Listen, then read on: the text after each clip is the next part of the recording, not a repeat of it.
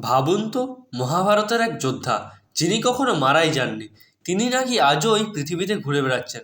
এটা কি শুধু গল্প, নাকি লুকিয়ে আছে কোনো এক ভয়ঙ্কর সত্য? আসুন জেনে নিই। অশ্বত্থামা ছিলেন গুরু দ্রোণাচার্যের পুত্র। কুরুক্ষেত্রের যুদ্ধে তিনি ছিলেন কৌরবদের অন্যতম শক্তিশালী যোদ্ধা। তার কপালে ছিল এক দিব্যমণি, যা তাকে প্রায় অজেয় করে তুলেছিল। কুরুক্ষেত্রের যুদ্ধের শেষে কৌরবরা যখন পরাজিত হয়, দ্রোণাচার্যের পুত্র অশ্বত্থামা প্রতিশোধে অন্ধ হয়ে যায়। রাত্রে পাণ্ডবদের শিবিরে আক্রমণ করে সে ঘুমন্ত অবস্থায় দ্রৌপদীর 5 পুত্রকে হত্যা করে। কিন্তু তার ক্রোধ তখনও থামেনি। পাণ্ডবদের শেষ বংশধরকে ধ্বংস করার জন্য অশ্বত্থামা নিক্ষেপ করে ভয়ঙ্কর ব্রহ্মাস্ত্র। তার লক্ষ্য ছিল অভিমন্যু স্ত্রী উত্তরার গর্ভে থাকা সন্তান। বলা হয় ব্রহ্মাস্ত্র ছিল এমন এক দৈবাস্ত্র যা সম্পূর্ণ পৃথিবীকে ধ্বংস করার ক্ষমতা রাখে।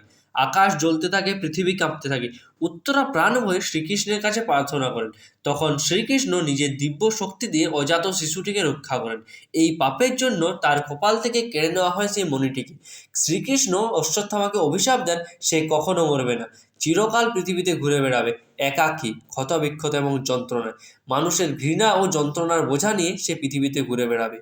ভারতের কিছু অঞ্চলে, বিশেষত মধ্যপ্রদেশের জঙ্গলে নাকি দেখা যায় এক লম্বা মানুষকে। কেউ কেউ বলে সে মন্দিরে এসে গোপনে প্রার্থনা করে, আবার কেউ বলে তার কপাল থেকে এখনও নাকি রক্ত ঝরে। তাহলে প্রশ্ন হলো, অশ্বত্থামা কি আজও বেঁচে আছেন? যদি তিনি বেঁচেই থাকেন, তাহলে তিনি এখন কোথায় আছেন? নাকি এটি শুধুমাত্র পুরাণের এক রহস্যময় অতীত? আপনি কি মনে করেন? কমেন্টে জানান।